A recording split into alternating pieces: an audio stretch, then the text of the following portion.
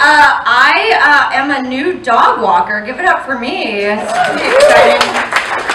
It's because I don't have any money, so I'm just trying to It's not a really good way to do it. I don't know shit about dogs, okay? Like, I never had pets growing up, okay? My sister's here, she knows that's true. She's right there.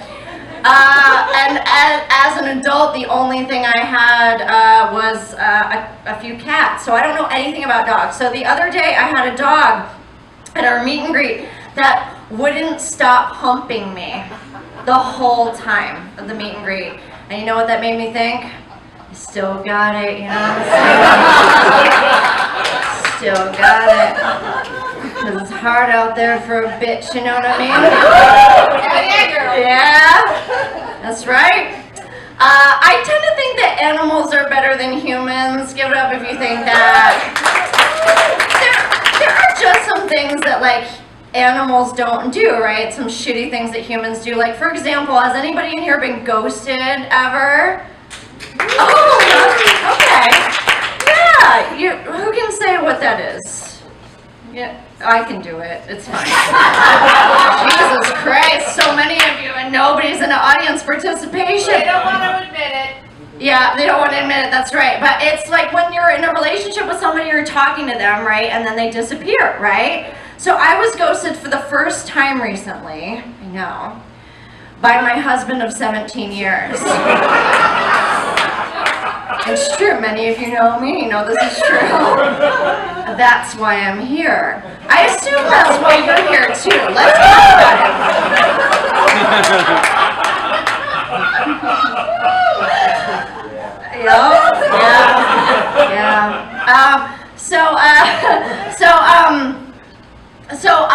My husband left me about a year ago for someone that is almost half my age, which means, thank you, yes, thank you very much. Which means that I am old enough to be left for someone almost half my age, yes. It's okay, you can laugh, it's a comedy show. Laugh at someone else's pain. I was always worried about my art becoming cliche, but now it's my life, turns out. This happens when you get a little older, it does. These things happen. And so, okay, so a few years ago, so I did stand-up comedy for a while. I quit for a couple years in 2016 when Trump got elected. Yeah, I know. I didn't think anything was funny. I don't know if you guys are in the same boat. And I was like, you know, I quit. I didn't do it for about 2 years. And then my husband left me for one of his 25-year-old acting students. And I was like,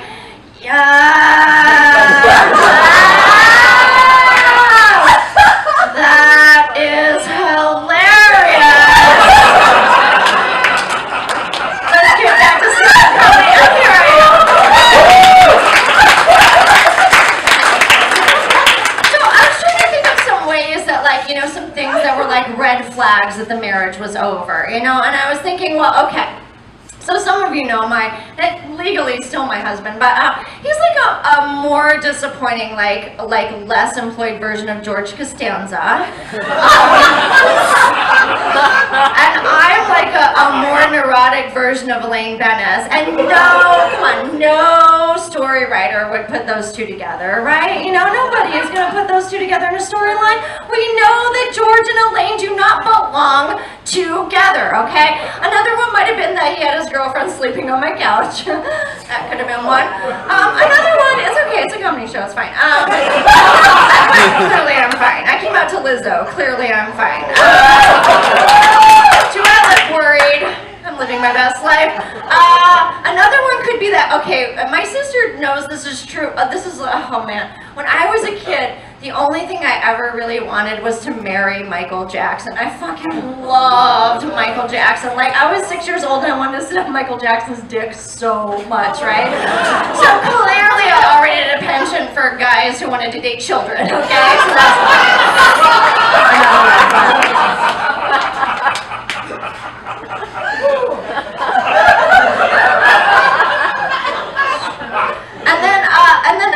then this is really personal, and I have only said this out loud one other time, and it's very painful, is that briefly, this is a big red flag, I considered getting pregnant in order to save the marriage. Ooh, yeah, I know, I know, right? No, that's a really bad one, right? That's a really, that's the beginning of the end, because, I would have had to have an abortion and then staged a miscarriage. Because there's no way I'm bringing that thing to term, you know what I mean? And I could have done it too, because some of you know I produce theater for a living, so I could have pulled it off. Like, I know about blood packs and squibs, that's what they call the exploding ones, right? So I could have really caused quite, I could have really done it up, you know what I mean? I'm also an actor, so I could have acted the shit out of that, right? And it really would have, the tragedy would have brought us closer together, and I would have saved the marriage, right? Because obviously that's what needed to happen, otherwise the alternative would have been me sitting around 2 years later with a bunch of other moms at Pickles Playroom, that place on Lawrence Avenue, that one. It's like a giant room where moms come to watch their kids play with germy toys, right? It's got like a big green dick on the outside with googly eyes being like, come on in, kids! And all the moms are like completely exhausted, right? And they're huddling over like an $8 cup of coffee because they haven't slept in like ages, right? And they're watching their kids get all these germs and get sick and everything. And then we're all like lamenting about how we could have gone to Little Beans, and we should have gone to Little Beans because they serve wine there, and it's 9 o'clock in the fucking morning, right? And then I would have gone home to my husband, who would have complained that I'm not fucking him enough because my pussy's all worn out, and they still probably would have left me for someone who was half my age. So I consider myself #blessed that I dodged that bullet.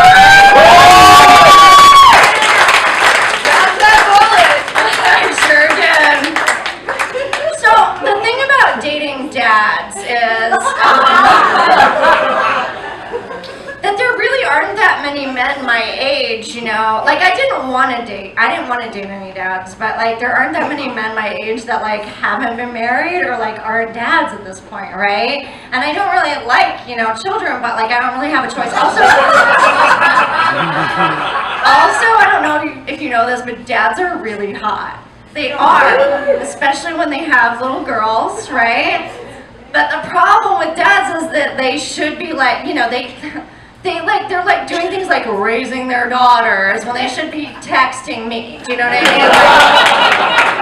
Clearly, they should be texting me, right? And this is the thing. Like, if you don't date, if you don't find it someone who's been, at my age, who's been in a relationship for that long, there's something wrong with them. Do you know what I mean?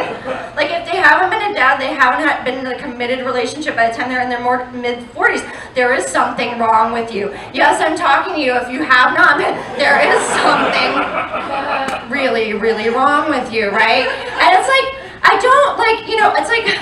don't ever want to see their children. Do you know what I mean? I just want to exist in an alternate reality where they don't exist, right? It's like, I don't want anything bad to happen to them. I just want them to have never been born. Do you know what I mean?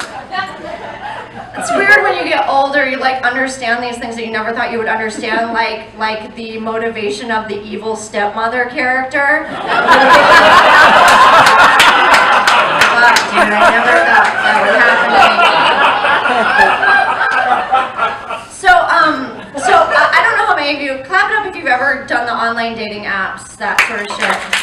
I'm on those, right? And I really think that so many people are meeting through online dating apps nowadays that like this is something I just thought of, that the question, how did you guys meet, is going to become obsolete someday. I really think that. Do you agree? It's so weird. It's like, because every time you ask it, they're like, online. Yeah, I meant online. Unless you're my husband and his girlfriend, and then the answer will be, oh, I was her mentor. She really looks up to me. Cute. That's a great origin story. That's a really, really good one. But I don't mean to rip on him, do you know what I mean? Because we all are a mess of contradictions, aren't we, people? We are. For example, I don't believe in God, but I am wearing 3 different kinds of crystals right now. Some of you get that joke more than others. Yeah. 1, 2, 1 in my pocket. 3. They're there. So recently, I've been trying to tap into this idea of positivity lately because a straight white man told me I wasn't positive enough. And I think he might be right, because they usually are, right, ladies? So I'm trying to put a positive spin on my situation. Go with me on this. So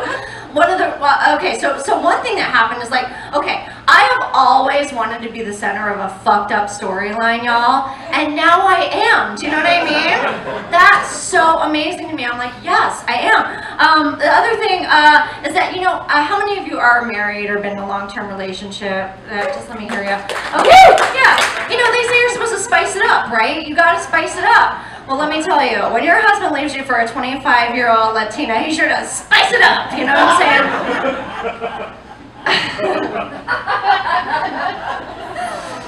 And then, the day that I moved out, the girlfriend posted pictures of herself on Facebook wearing my clothes.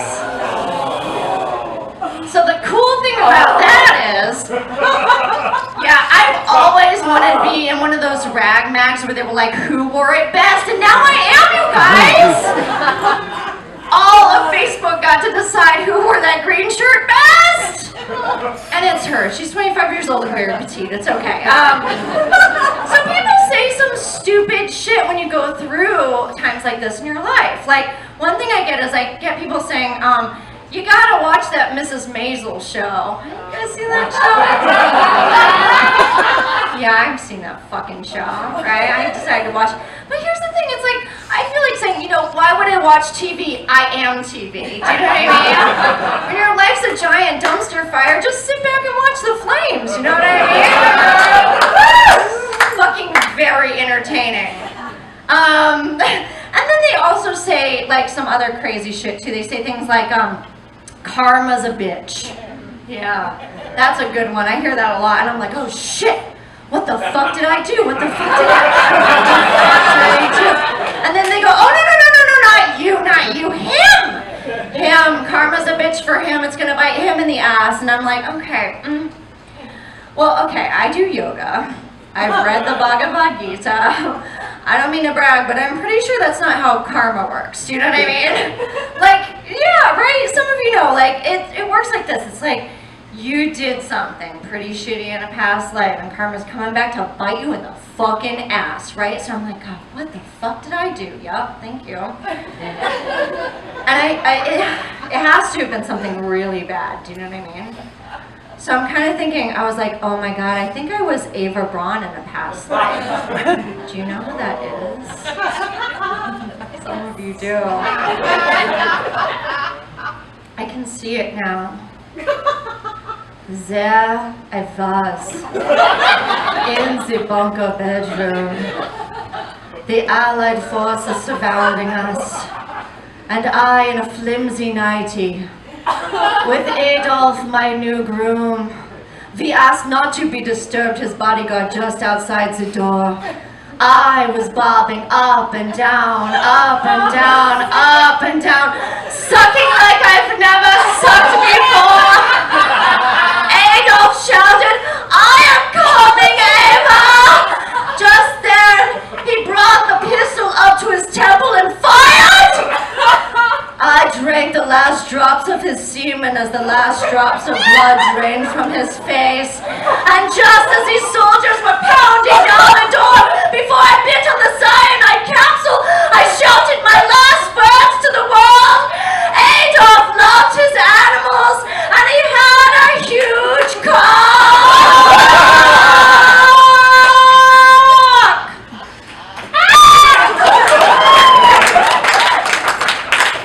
Yeah, I think that was the nail in the karma coffin for me. That's it. I think that was it. I'll leave you with this. Don't feel bad for me because I am just killing it. All right? And let me just give you an example. My friend Anna, who was out here earlier, who's amazing, right? She said to me, Summer, you know what? Your life is great. You're doing smoothies. And I was like, oh. And she was like, everybody says they're going to do them, but you actually do. And I was like, you know what? That's fucking right. You know what? People buy blenders and they let that shit sit in their fucking blenders, okay? And I use mine almost every day.